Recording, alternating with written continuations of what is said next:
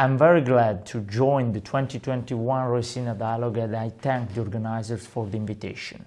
When asked to talk about the future of Italy and the European Union in the Indo-Pacific, I like to begin putting forward my case in favor of the liberal rules-based multilateral order. I believe this is still the international arrangement best serving the interests of both Europe and Asia.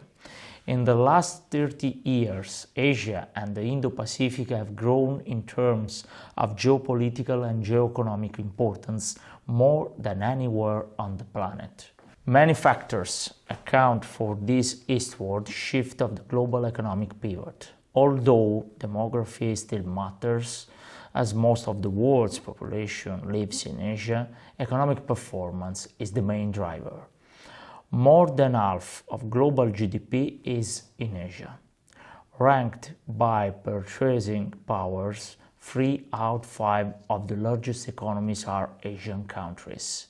Asian economies are growing faster, and so is the intra-regional trade, thus.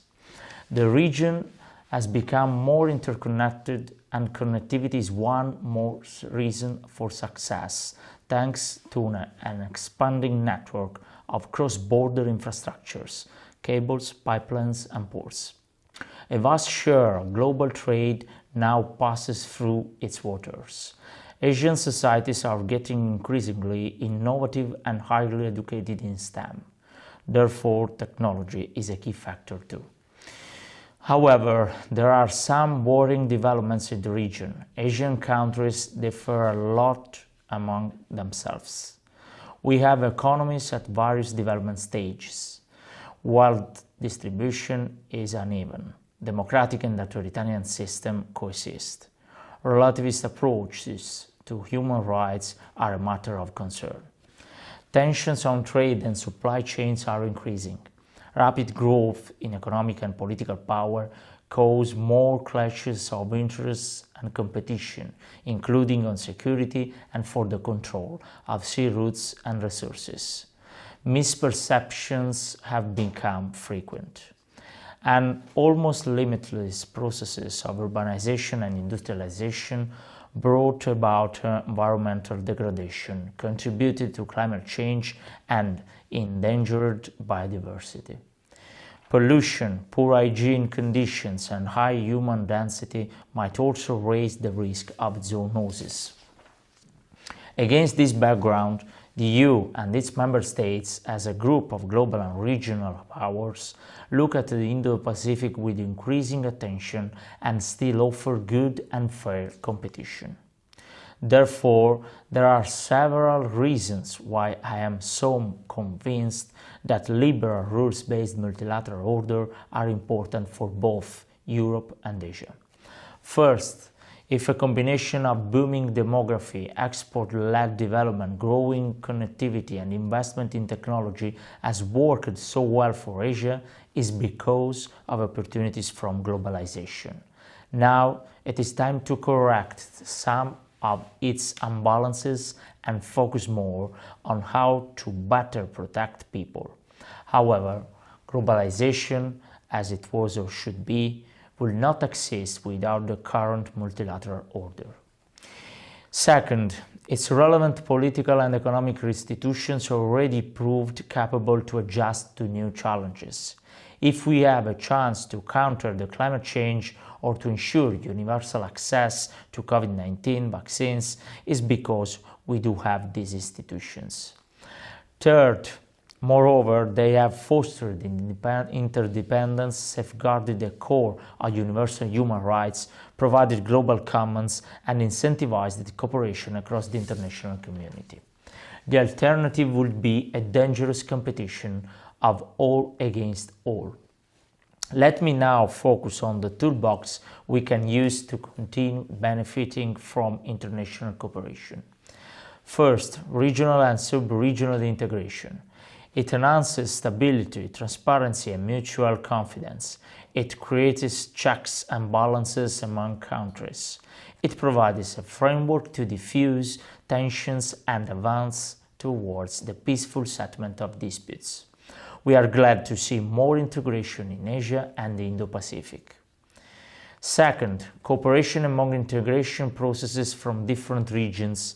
This is fundamental to overcome global challenges such as achieving the SDGs. Italy, as G20 presidency and co-presidency of COP26, will push for that. Let us consider, for instance, the role regional organizations have in fostering global connectivity, thus increasing goods and investment flows as well as people-to-people exchanges. In light of this, Italy already extended its outreach towards the main Asian regional fora. We are dialogue partner of the Pacific Islands Forum and the India Ocean Rim Association. We recently became development partner of the ASEAN, a key counterpart in the Indo-Pacific. Italy is also member of the sectoral organizations such as the Coalition for Disaster Resilient Infrastructure and the International Solar Alliance. Investing in outreach and dialogue with these fora has a multiplying effect, making our presence in the region stronger than the sum of our bilateral relations. A third tool is the new common strategic approach of the EU towards the Indo-Pacific. We are working on a pragmatic and flexible strategy based on values and interests to engage our regional partners on policy areas of common ground. Moreover, Italy and the EU continue investing in bilateral partnerships with countries such as India. Few months ago, a virtual summit between Italy and India led to the adoption of a plan of action for bilateral cooperation. I trust its implementation will help reinforce friendship between Rome and New Delhi, and please allow me in this respect to thank my colleague from India, Minister Jaishankar. I would also like to recall the upcoming EU-India summit in Oporto. Last year, we adopted a roadmap. Now we can step up a concrete EU-India partnership in fighting against COVID-19, containing climate change and extending connectivity. International stability depends on stability in Asia and the Indo-Pacific. Global goals, such those in the Paris Agreement or a sustainable recovery after the pandemic, cannot be reached without the engagement of countries from the region. We all share an interest in cooperating towards these goals and priorities, as well as preserving the multilateral order that makes this cooperation fair and mutually beneficial. Thank you very much.